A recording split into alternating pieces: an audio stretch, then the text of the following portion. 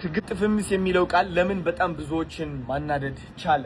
አያችሁ፣ ስግጥ ፍምስ የሚለው ቃል የሚገባቸው በጣም ጥቂት ሰዎች ናቸው።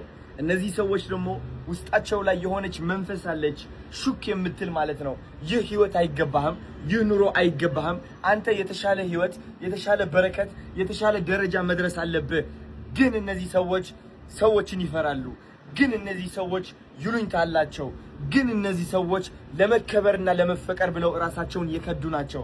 ግን እነዚህ ሰዎች በራሳቸው መቆም ያልቻሉና እሺ ባይ የሆኑ ሰዎች ናቸው። እነዚህ ሰዎች ታዲያ እንዴት ብለው ነው ከዚህ እስር የሚያመልጡት?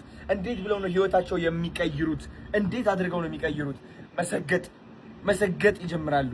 የሚሰግጡት ደግሞ ሆን ብለው ሰገጤ ለመባል ነው። ከሰው ክብርና አለመጠበቅ ነው። ከሰው ፍቅርና አለመጠበቅ ነው። ሰዎች እንዲያደንቁ አለመጠበቅ ነው። እንዲያጨበጭቡልህ አለመጠበቅ ነው። በራስህ መተማመን ነው። የራስህ አጨብጫቢ መሆን ነው። ከሰዎች በፊት ራስህን ማክበር ነው። ሰዎች ኩባያ ከመሙላታቸው በፊት የራስህ ኩባያ መሙላት ነው።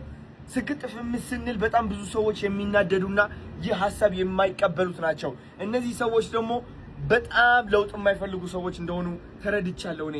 እውነቴን ነው የምላችሁ። እነዚህ ሰዎች እውነቴን ነው የምላችሁ በክብር ስም በፍቅር ስም ሌሎች ሰዎችን መግዛት የሚወዱ ሰዎች እንደሆኑ ማወቅ አለባችሁ። መሰገጥ መጥፎ ሊሆን አይችልም። መስራት ማለት ነው። በራስ መተማመን ማለት ነው። መቼ ነው በራስ መተማመን መጥፎ የሆነው? መቼ ነው ራስህን ሰግጠህ መውደድ መጥፎ የሆነው? አንድ ተማሪ ሰግጦ ጥሩ ውጤት አምጥቶ ይፈምሳል አይደለ? ከመምህሮቹና ከወላጆቹ መሃል መቼ ነው ይህ መጥፎ የሆነው?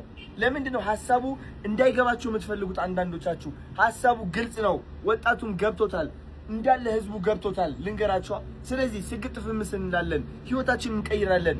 በምንም ተአምር በክብር ስም በፍቅር ስም መታሰር የለም። እንወጣና ራሳችንን እናሳያለን። እውነቴን ነው የምላችሁ። ኢትዮጵያ ውስጥ በጣም ብዙ ታለንትድ ሰዎች አሉ። እቺን ሀገር ማስጠራት የሚችሉ ኢትዮጵያን ኢንተርናሽናል ማድረግ የሚችሉ በጣም ብዙ ታለንትድ የሆኑ ሰዎች አሉ። እነዚህ ታለንትድ ሰዎች ደግሞ ማለት ነው ዶክተሮች ናቸው። ልንገራቸው። ግን በዶክተር ብቻ መስራት አይፈልጉም። አንዱ ዶክተር ሆኖ ዘፋኝም ሊሆን ይችላል። መስፈን እስከፈለገ ሰግጠት ዘፍናለህ። ዶክተር መሆነ እያለም የሰዎች ህይወትም እያዳንክ እያለ ትዘፍናለህ። ግን ይህ ሰው የሚፈራው ቤተሰቦቹ እንዳይንቁት ነው። አንተ የተከበረ ስራ ይዘህ እንደዚህ ራስህን ታዋርዳለህ ይባላል። ምን አባህ ገባ? ሰግጠት ትሰራለህ። የፈለጉትን ይበሉ። እንደዚህ ነው ህይወት የሚቀየረው። እኛ ሰዎች ስንባል አንድ አይነት መንገድ ብቻ አይደለም የተሰጠን፣ 10 አይነት መንገድ መከተል እንችላለን። ከፈለግን አክተር፣ ከፈለግን ዘፋኝ፣ ከፈለግን ዶክተር፣ ከፈለግን ኢንጂነር፣ የፈለግነውን ነገር ይዘን የፈለግነው ማዕረግ መርጠን መከተል እንችላለን። ሰው የመረጠልን ማዕረግ ተከትለን ግን ራሳችንን ማሰር የለብንም። ስግጥ ፍምስ አሁንም ይቀጥላል። እወዳችኋለሁ።